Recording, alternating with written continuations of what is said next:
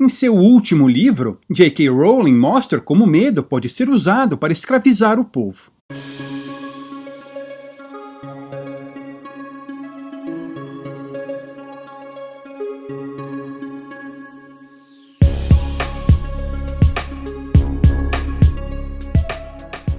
J.K. Rowling é um caso curioso. Embora Harry Potter seja uma saga bastante libertária, a autora em si é bem sossa. Ela sempre defendeu pautas coercitivas, usando certos grupos para ensinar virtude e impor agressivamente sua visão de mundo aos demais. Em certo momento, porém, a lacração saiu pela culatra. Ela ousou discordar dos canceladores em um determinado ponto e foi, quem diria, cancelada. Será que com isso ela vai aprender a lição? Duvido, mas, consciente ou inconscientemente, ideias libertárias continuam permeando sua obra. Outro exemplo é o seu livro mais recente, Ichabod, publicado em novembro de 2020. Ela havia esboçado essa história há 15 anos e contava uma versão dela para seus 2 filhos mais novos, antes de eles dormirem. Depois que os filhos cresceram, o manuscrito ficou esquecido. Mas eis que, com a grande farsa que estamos vivendo, ela sentiu que seria uma ótima oportunidade para desengavetar a história. Não é difícil entender o porquê. Como veremos, muito do que se desenrola no livro encontra paralelos com o que estamos vivendo. Embora Ichabod esteja sendo vendido como um livro infantil, ele pode tranquilamente ser apreciado por pessoas de qualquer idade. Como os demais livros da autora, é extremamente bem escrito, com personagens carismáticos, ambientação cativante, enredo envolvente e várias reviravoltas. Os capítulos são curtos e a leitura flui com naturalidade. Há uma certa dose de violência no enredo, com prisões, torturas, mortes e assassinatos, de modo que cabe aos pais decidirem se o livro pode ser lido por seus filhos. E do que se trata a trama? Bom, daqui para frente, vou contar algumas das coisas que acontecem no livro. Se pretende o ler, pare o vídeo, leia o livro e depois volte aqui, combinado? Então vamos lá. A história se passa em uma próspera região chamada Cornucópia, governada pelo rei Fred o Destemido. O monarca é um daqueles governantes populistas, fanfarrões. Ele está interessado apenas em aproveitar as regalias que o cargo lhe dá. Comida boa e abundante, roupas luxuosas, diversões frequentes e a veneração dos súditos. Certo dia, um pastor da região mais afastada do reino vai ao palácio e diz que o Ichabod está atacando seu rebanho. "Até meu cachorro foi comido, coitadinho", diz o pastor. Segundo a lenda, o Ichabod é um monstro com 5 metros de altura que ataca e devora as pessoas. Mas o rei sabe que essa história de Ichabod é uma bobagem, é apenas crendice dessa gente mais simplória. Só que nisso ele vê uma grande oportunidade de se mostrar valente e decide organizar uma expedição para caçar o monstro imaginário. É importante, afinal, que um rei demonstre coragem para que seus súditos o continuem admirando. Se o inimigo não existe, melhor ainda, pois não há riscos de alguém ser ferido ou morto. E assim parte ele, junto com alguns membros da corte, oficiais e soldados, para aquela região mais erma de seus domínios. Passam-se alguns dias e o impossível acontece. A comitiva volta às pressas, com uma notícia terrível. O chefe da guarda real foi morto pelo Ichabod. O medo se instala no reino. A população fica apavorada. Alguma coisa precisa ser feita. Um conselheiro do rei, o nobre Spittleworth, se destaca como estrategista mor, desenhando um plano de ação para garantir a segurança de todos. Ele forma a Brigada de Defesa contra o Ichabod, uma tropa de elite composta pelos melhores oficiais e soldados da Guarda Real. Essa brigada patrulha o reino à procura do monstro. A tropa demanda recursos e assim é criado um novo imposto de 2 ducados de ouro mensais por pessoa.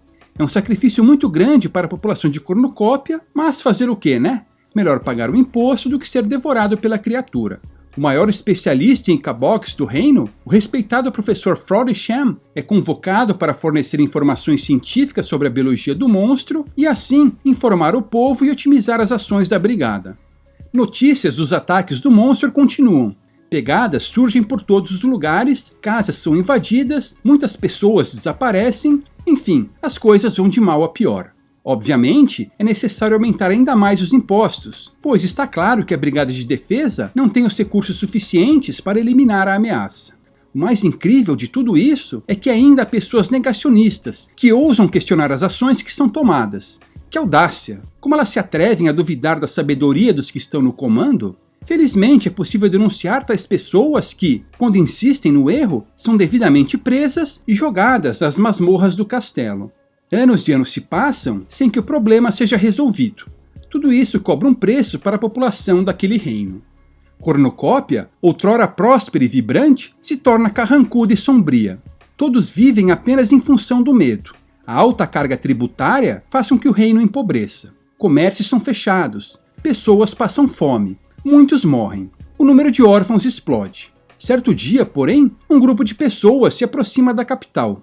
No meio delas, cercado por 4 adolescentes, está o Ikabog. De fato, é um ser enorme, assustador, mas não parece agressivo.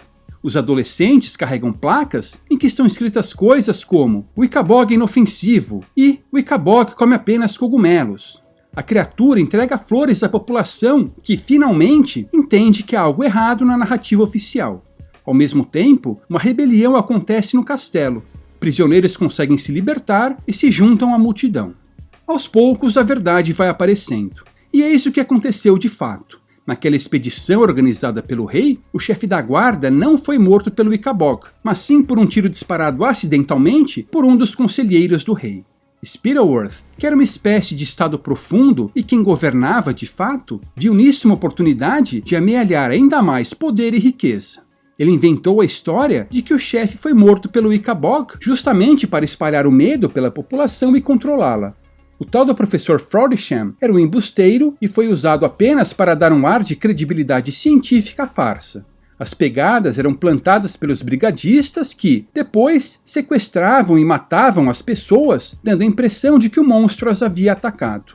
Spittleworth sabia que, para a farsa se perpetuar, era necessário controlar a informação e cultivar o medo.